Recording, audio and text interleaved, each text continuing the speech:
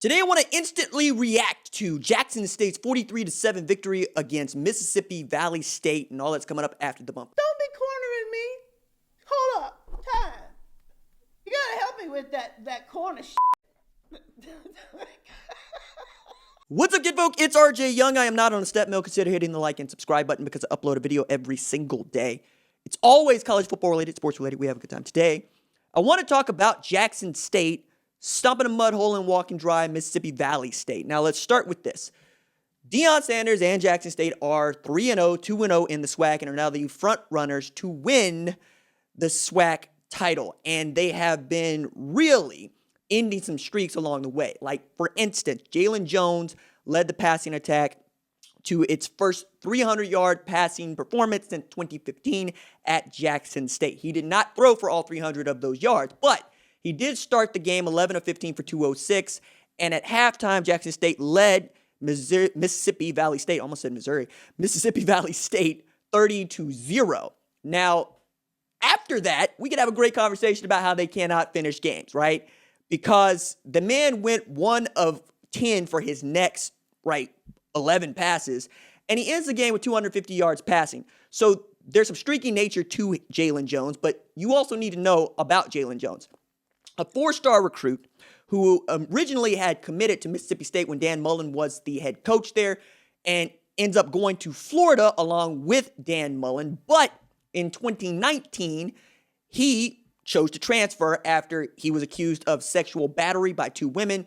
His roommate at the time was USC cornerback Chris Steele, who was cornerback at Florida. Chris Steele said he no longer felt comfortable with Jalen Jones as a roommate, and he wanted a different roommate. Dan Mullen told him to wait till the summer. He said, bump that. I'm going back home to L.A., and he's been a Trojan ever since. But Jalen Jones is the guy, right? One, because Shedeur Sanders is not eligible to play until the fall, but he is very much there, watching games, and he is a big part of what they're going to do in the future. And it's a reason why people are buying stock in Jackson State now, as opposed to just in the fall, when all those dudes are going to be eligible, because they got 5 FBS transfers, I think Power 5 transfers, on that scout team defense. So this isn't even as good as they're going to be. And along with Dejon Warren, who is playing cornerback and was committed to Georgia and is their most highly touted player to date outside of Jalen Jones, right?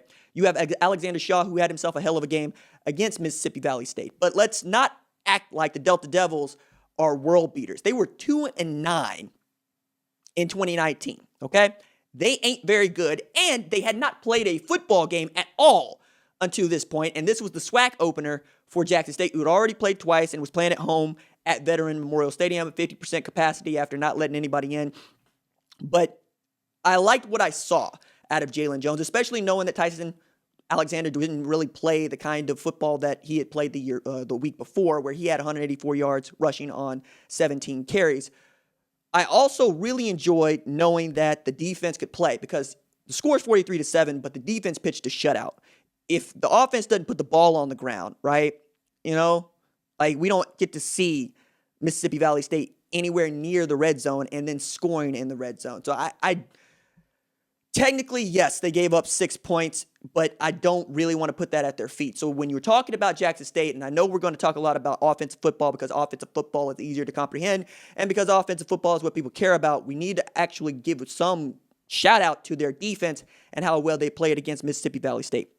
Another thing to take into account here is the Deion Sanders effect, because this game that they played against Mississippi Valley State was on ESPN2, and they will have other games on ESPN2, notably Alabama State next week in Montgomery, and that figures to be the best team that they'll play outside of Grambling all so far. Not all year, but so far. And the SWAC championship game is May 1st, and there's a lot to do before then, and I've said the bar for me is Jackson State winning a SWAC championship in Deion Sanders' first year with how he has been able to recruit and the kind of offensive firepower that he has inherited. Matter of fact, Dalen Baldwin was the best wide receiver for Jackson State today. 5 catches for 128 yards in the first half, okay? This is a dude that has caught 15 passes in the first 3 games, who had transferred from Morgan State to Jackson State and had caught all of 14 passes in a single year at Morgan State. So the change in offense is obviously benefiting him. But also watching the offensive line at Jackson State decide, no, we're no longer going to get moved around by the MVSU defensive line told me a lot too. because one of the ways in which we know that you have a great football team is how good your offensive line is and whether or not they can pick themselves up. Thing about Jackson State that also just doesn't really work for me is you're depending on Jalen Jones to do a lot with his feet.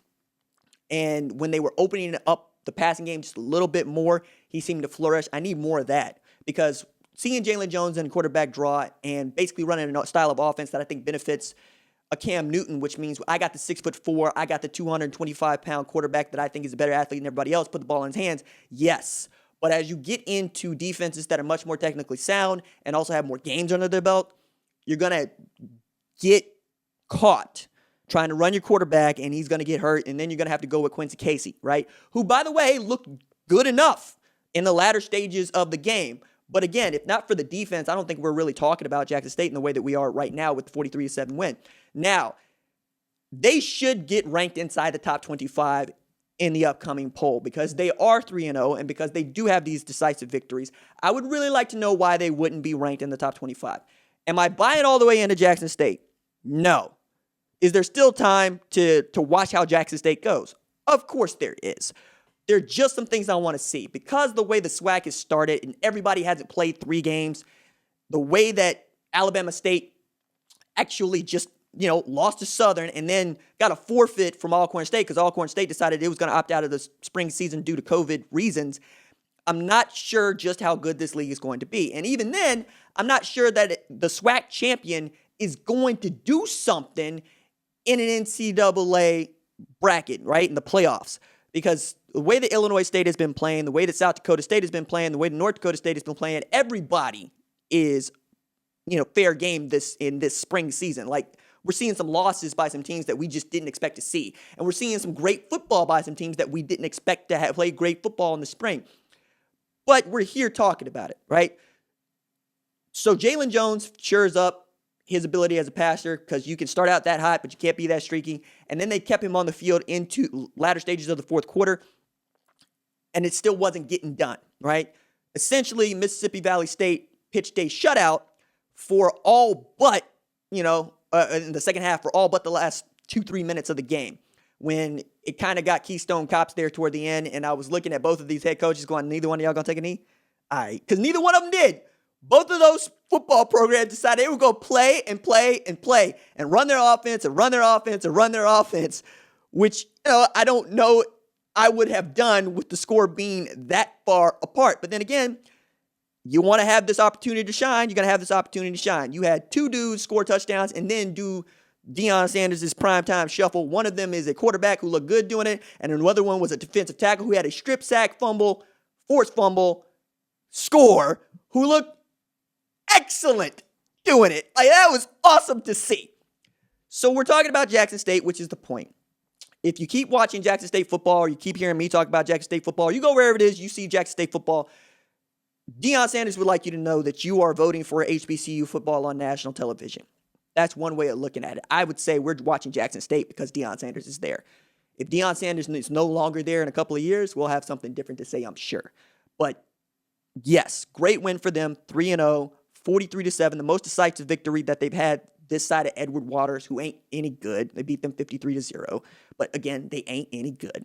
So we'll see what this means for them going forward, except to say undefeated. Didn't expect them to be undefeated at this time. So score 1 for all the Jackson State stands that are in the comments. And I swear for the Lord, Javion, calm down. Deuces.